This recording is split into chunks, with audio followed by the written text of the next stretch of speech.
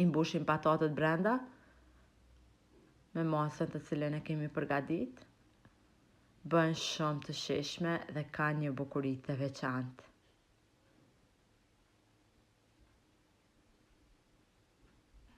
Nëse i provoni do e shikoni sepse kur t'i shijoni, aroma e prosciutos do t'i ndihet në të gjithë patatën, gjë që e bën shumë të veçantë këtë recetë.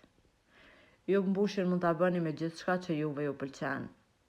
Por unë e bëra në këtë mënyrë, ndërsa ju mund t'i vendosni gjithashtu misër, mund t'i vendosni lloje të ndryshme të mishtrave, mish të bardhë.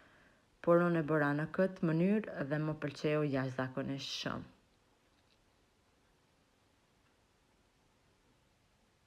Mos ngurroni edhe nëse do t'jetë hera juaj e parë e përgatitjes së këtyre patateve, pasi që edhe për mua ishte hera e parë, por që ishin shumë të thjeshta gjatë përgatitjes dhe jashtëzakonisht të shijshme.